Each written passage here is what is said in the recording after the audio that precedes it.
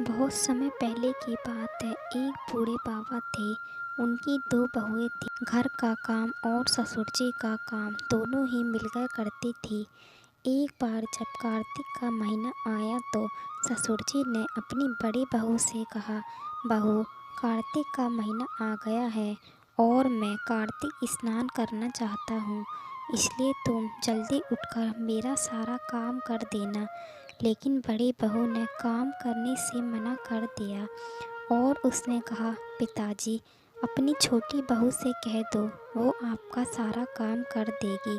फिर ससुर जी ने अपनी छोटी बहू से कहा, बहू, कार्तिक का महीना आ गया है, मैं कार्तिक स्नान करना चाहता हूँ। छोटी बहू सीधी सादी थी। उसने ससुर जी से कहा, ठीक है पिताजी, आप मुझे बताइए, मुझे क्या करना है।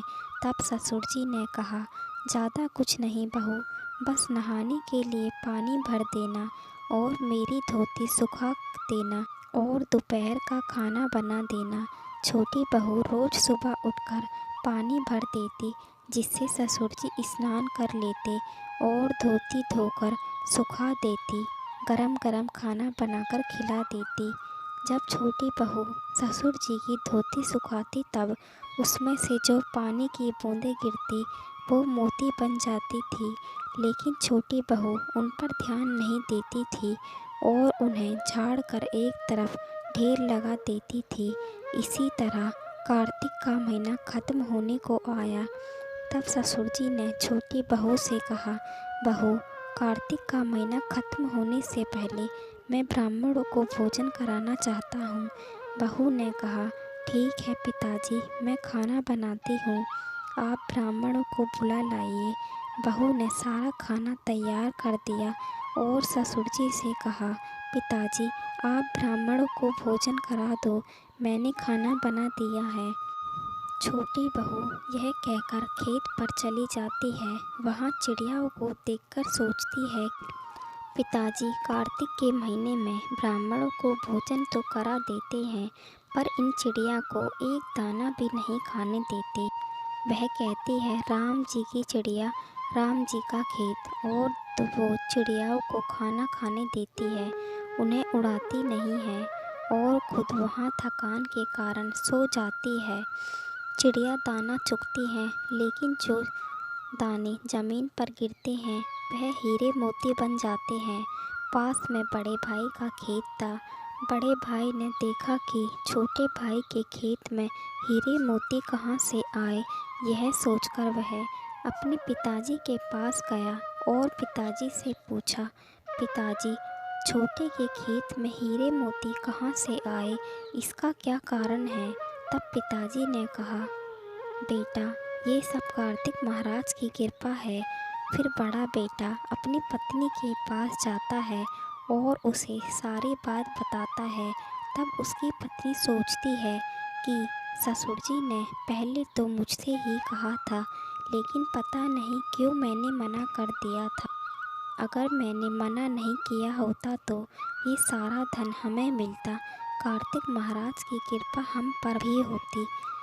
वह मन में सोचती है कि अगले साल कार्तिक के महीने में ससुर जी का सारा काम करूँगी। बड़ी बहू ने 1 साल तक इंतज़ार किया।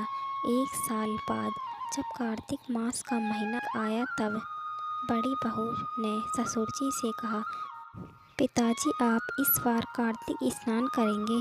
तो ससुर जी ने कहा, नहीं बहू, अब मैं बहुत बूढ़ा हो गया हूँ, अब मुझसे स्नान नहीं होगा।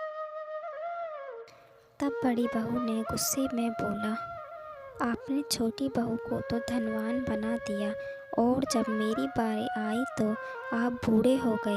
पिताजी, आपको कार्तिक स्नान तो करना ही होगा। हार मानकर ससुर जी ने स्नान के लिए हाँ कह दी।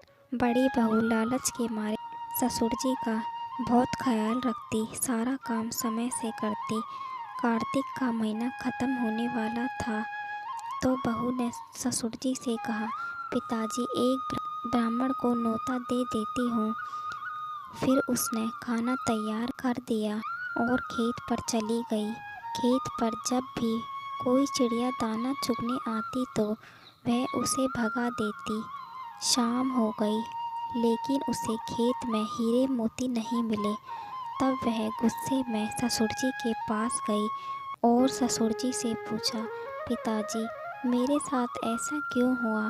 तब ससुर जी ने कहा कि बहू तूने तो लालच में मेरी सेवा की है, जबकि छोटी बहू ने निस्वार्थ भाव से मेरी सेवा की थी, इसलिए उसे कार्तिक महाराज की कृपा प्राप्त हुई और तुम्हें नहीं। तब बड़ी बहू को बहुत दुख होता है। तो इस तरह थी कार्तिक महाराज की ये कहानी। जय हो कार्तिक महाराज की।